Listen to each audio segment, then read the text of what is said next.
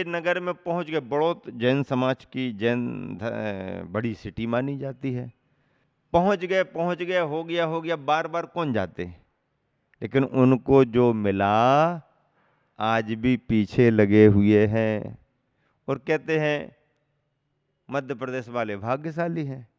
आचर्षी का बिहार होता है संग रहते, हम उत्तर प्रदेश वालों को कब मिलेगा, फिर से कब मिलेगा। भावना भी धीरे धीरे फलित होती है। साधु को वृक्ष कहा। वृक्ष का अपना धर्म है, वृक्ष का अपना स्वभाव है। वृक्ष यूं ही तैयार थोड़ी होता, वृक्ष के तैयार होने की भी अपनी कहानी होती है। वृक्ष को अपने आप में खड़े रहना पड़ता है, मजबूती से खड़ा रहना पड़ता है। हवाएं चलती हैं, हिलाती हैं, डुलाती हैं, आंधियां चलती हैं, हिलाती हैं, डुलाती हैं, उसे तो इन सब परिस्थितियों में मजबूत खड़े रहना पड़ता है। सर्दी उसके शरीर पर आती है, गर्मी उसके शरीर पर आती है, बारिश उसके शरीर पर आती है। सारे मौसम वृक्ष को सहन करना पड़ते हैं। इसीलिए अनेक उपमाओं के मध्य में साधुओं को अच्छी अच्छी अनेक उपमाएं दी जाती हैं। यहाँ तक कि उनको चलते फिरते तीर्थ कह दिया जाता है, चलते फिरते भगवान कह दिया जाता है, धरती के देवता कह दिया जाता है, सब कहा जाता है। लेकिन उन सब के बीच में साधु को वृक्ष कहना गुरुवर आचार्य श्री के चिंतन की एक विशेषता मानी जाएगी। आचार्य श्री साधु की प्रशंसा में बहुत कुछ कह सकते थे, लेकिन उन सबको गौण करते हुए आचार्य श्री ने कहा साधु वृक्ष है, साधु वृक्ष है। वृक्ष देता है, लेने का भाव कभी करता नहीं। नदी पानी देती है, वापसी का कोई विकल्प नहीं करती। गाय को रूखा सूखा कुछ भी दे दिया जाए तो बदले में गाय मीठा मीठा पौष्टिक दूध दे देती है।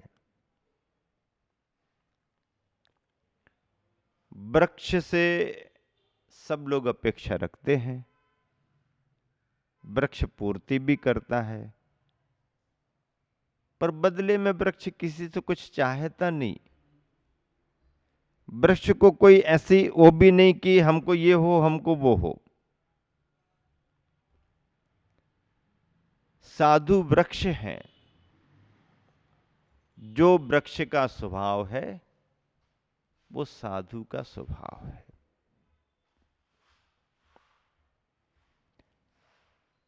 और साधु में भी दिगंबर जैन मुनि की बात करें तो क्या कहना।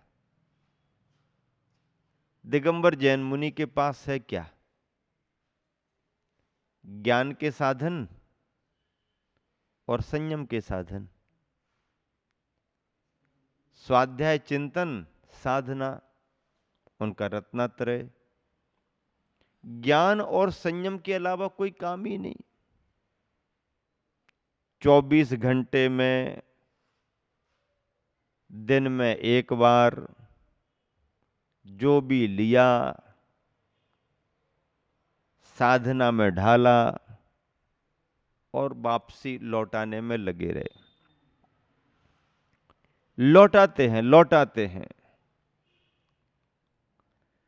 मुट्ठी भर लेकर के दरिया भर लौटाने का काम साधु का होता है। अंजुरी में लेते हैं, किस में लेते हैं, अंजुली में लेते हैं। अंजुली को ही बर्तन कहा है, पानी पात्र कहा। और पानी पात्री साधु की महिमा को जैन परंपरा ने तो गाया ही गाया है पाणिपात्री साधु की महिमा को, जैनेतर साधुओं ने भी प्रशंसा की है। जैनेतर साधुओं ने भी प्रशंसा की है। ज्ञानार्णव ग्रंथ के रचयिता आचार्य शुभचंद्र महाराज जी के भैया भर्तृहरि वैष्णव संप्रदाय की साधना में लग गए। स्वर्ण बनाने के रसायन की सिद्धि में लग गए। लेकिन जब शुभचंद्र महाराज जी का, मुनि महाराज का उपदेश उनके लिए मिला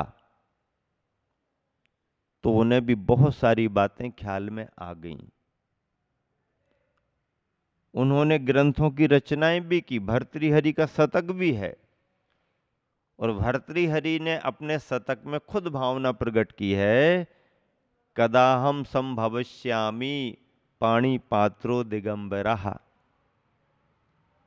ऐसा वो कब अवसर आएगा जब मैं पाणिपात्री दिगंबर बनूं। भर्तृहरि ने, भर्तृहरि का महत्व तो जैनेतर बंधुओं में बहुत है, भर्तृहरि की मान्यता बहुत है, पर भर्तृहरि भी क्या कह रहे हैं, क्योंकि उनके ऊपर शुभचंद्र की छाप थी। शुभचंद्र निर्ग्रंथ मुनि आचार्य थे। जैन परंपरा में ध्यान का ग्रंथ ज्ञानार्णव उन्होंने लिखा है, ज्ञानार्णव ग्रंथ लिखा है। तो वो स्वयं भावना भरे, कदा हम संभविष्यामि पाणिपात्रो दिगंबरः, मैं कब पाणिपात्री दिगंबर बनूं। दिगंबर बनने की भावना तो महात्मा गांधी ने भी भाई। महात्मा गांधी के आश्रम में जो भजन गाए जाते थे, उन भजनों का संग्रह पुस्तक के रूप में निकला है।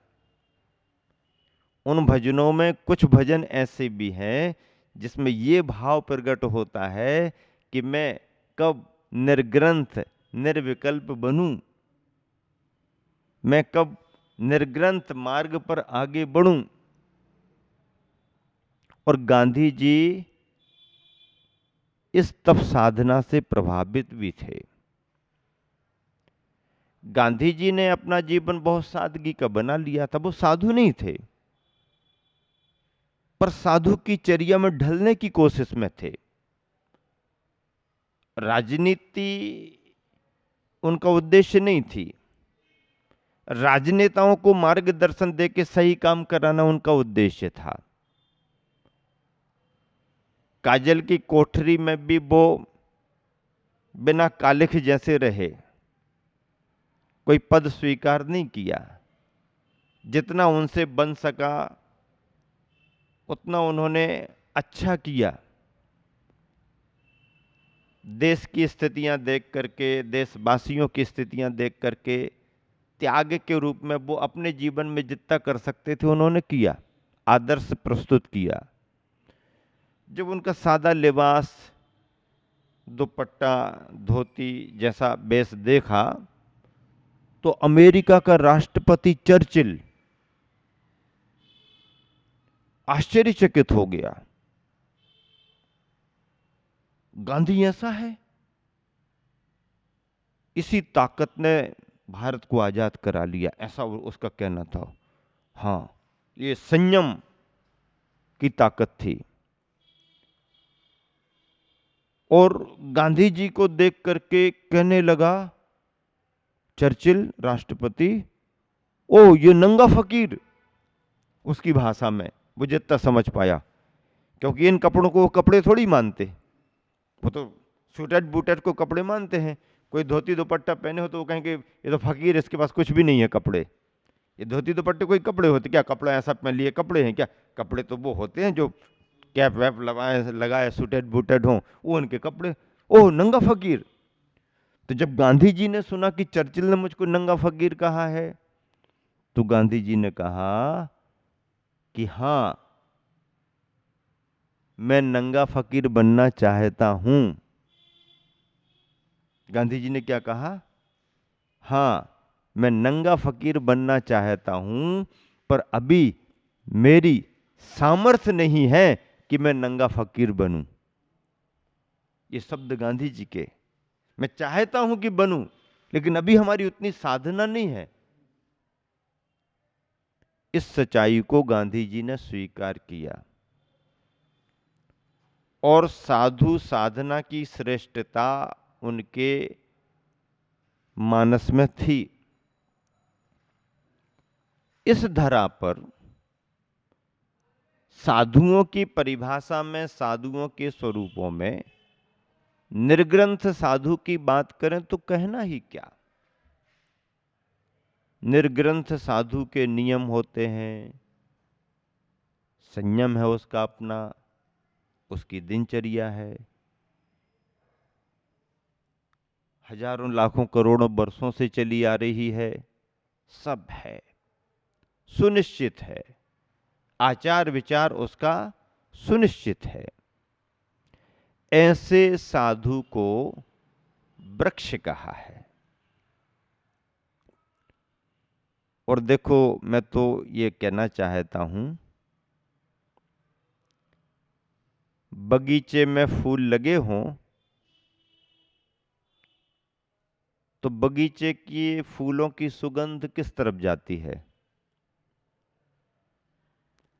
हवा जिस तरफ हो, सुगंध उस तरफ उड़ती है। बगीचे के फूलों की सुगंध जिस तरफ हवा ले जाए उस तरफ जाती है, पर साधु की सुगंध हवा की अपेक्षा नहीं रखती कि हवा जिस तरफ से आएगी उस तरफ उड़ करके जाएगी। नहीं, साधु की सुगंध के लिए हवा की जरूरत नहीं है। साधु की सुगंध तो बिना हवा के ही, और एक ही दिशा में नहीं, एक ही तरफ नहीं, चारों दिशाओं में, आठों दिशाओं में, 10 दिशाओं में अपने आप पहुंचती ही पहुंचती है, किसी हवा की जरूरत नहीं। साधु की सुगंध अपने आप पहुंचती है, 10 दिशाओं में पहुंचती है।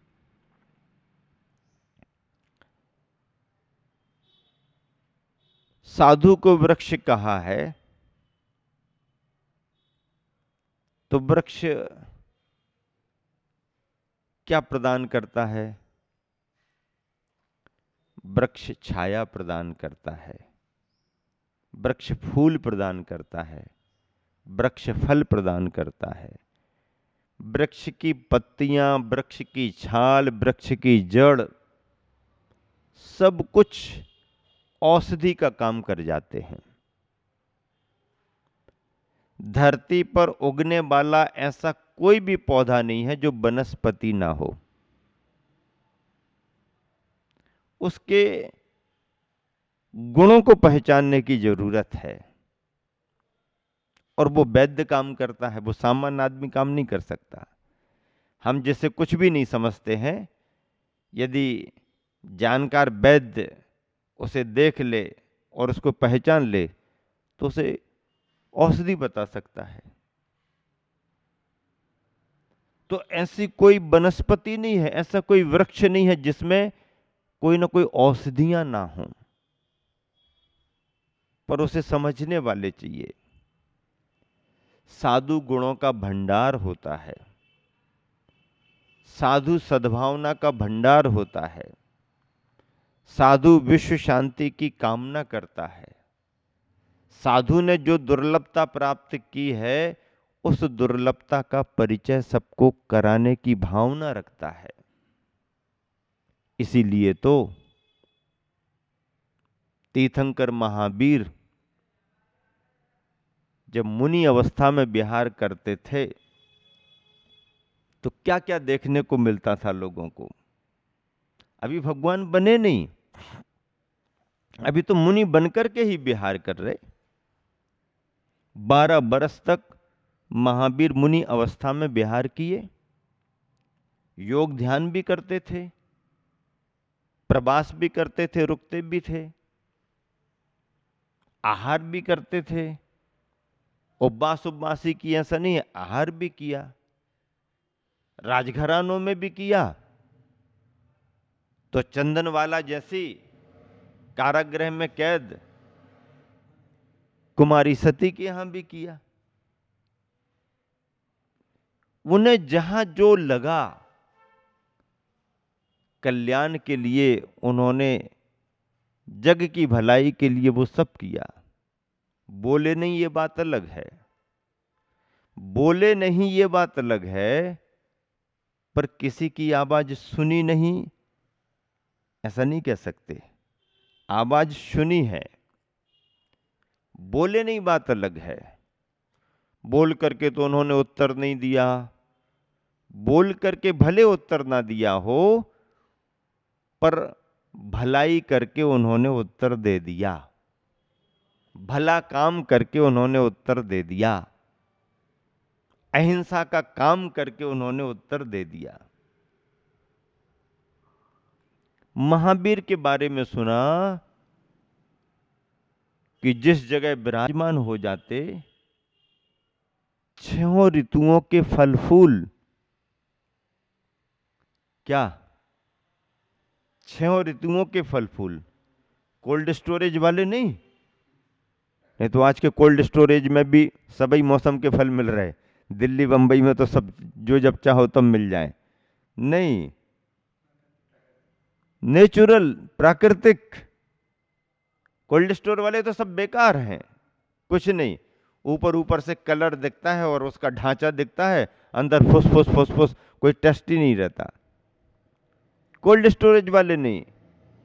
महावीर जहां साधना में बैठ जाते, छहों ऋतुओं के फल फूल, सर्दियों में आने वाले भी, गर्मियों में आने वाले भी, बरसात के दिनों में आने वाले भी फल फूल एक साथ बनमाली ला करके राज दरबार में भेंट कर रहा।